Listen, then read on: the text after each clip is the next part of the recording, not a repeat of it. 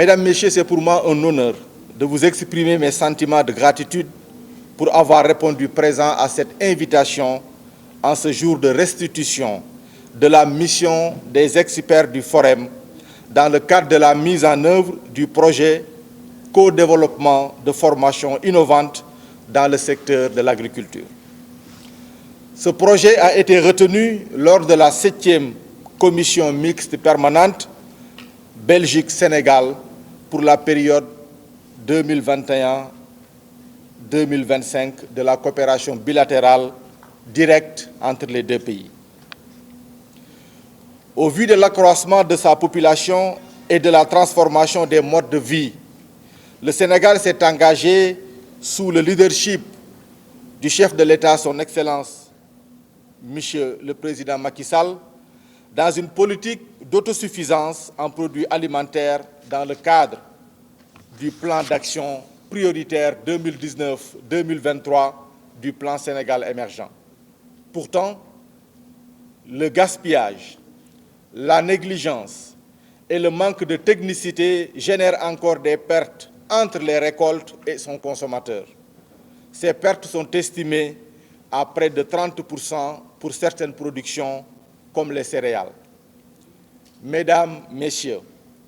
il devient aujourd'hui plus que prioritaire de réduire, voire d'éradiquer ce gaspillage entre la récolte et son utilisation par le consommateur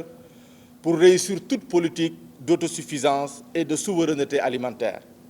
Pour y parvenir, la transformation des produits s'offre à nous comme une solution effective. L'agroalimentaire a le triple avantage de régler le problème des pertes post-récolte, de jouer un rôle essentiel dans la diversification des produits et de valoriser les produits agricoles locaux, ce qui améliore finalement la nutrition des ménages. Il a également été démontré que le développement du secteur agroalimentaire avait pour avantage de favoriser la sécurité alimentaire, l'inclusion des femmes, la lutte contre le changement climatique, la croissance de la valeur ajoutée et la création d'emplois. Pour ces nouveaux emplois, il conviendra de préparer une main-d'œuvre qualifiée. En ce sens, il faut donc veiller à faire évoluer les programmes de formation et à ce que les compétences des formateurs ainsi que des stagiaires soient mises à jour pour répondre au mieux aux nouveaux besoins du secteur de l'agroalimentaire. C'est ce changement que l'Office wallon de la formation professionnelle et l'emploi, Forem, à travers ses centres de formation et de compétences, se propose d'apporter comme soutien à l'Office national de formation professionnelle du Sénégal en veillant à apporter une complémentarité aux avancées obtenues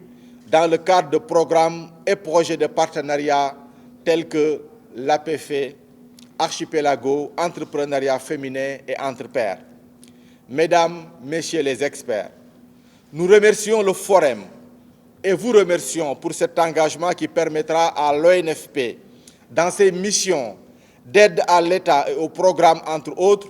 dans la mise en œuvre des objectifs sectoriels de formation, d'améliorer ses outils pédagogiques, de diversifier son offre de formation et de mieux l'adapter aux besoins de l'activité économique pour une meilleure employabilité des personnes formées. Je rappelle que votre mission s'inscrit dans le cadre de la mise en œuvre du projet co-développement des formations innovantes dans le domaine de l'agroalimentaire, de la coopération bilatérale directe émanant de la commission mixte permanente Belgique-Sénégal 2021-2025. Notre pays est l'un des 14 partenaires de la coopération gouvernementale belge. Le Sénégal et la Belgique coopèrent depuis 1968.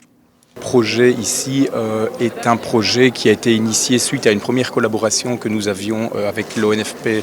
donc dans le passé et qui a porté ses fruits, qui a été un projet très intéressant dans lequel nous avons développé des formations dans le secteur de l'électricité et principalement du solaire photovoltaïque.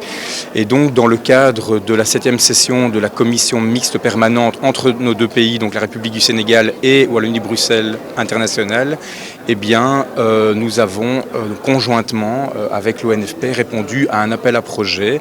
qui visait à développer des formations dans le secteur de l'agroalimentaire. Et donc c'est ce que nous sommes en train de débuter.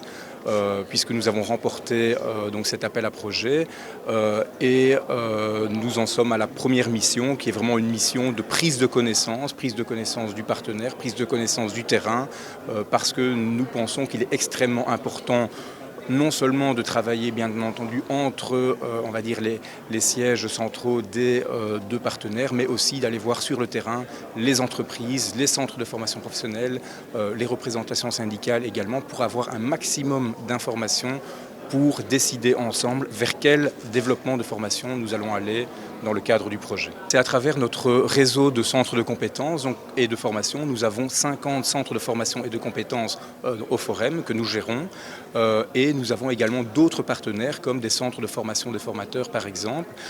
Et donc, à travers l'expertise que nous trouvons dans ces centres de formation, par exemple on a des centres de formation qui forment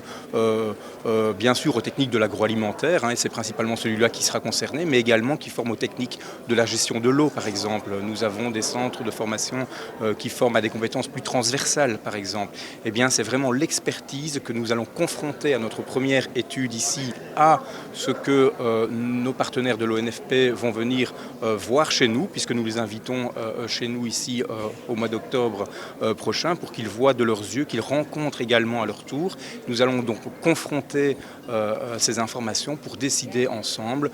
des formations que nous allons développer. Et donc ce support, c'est vraiment de l'expertise humaine, ce sont des compétences et de la formation de formateurs.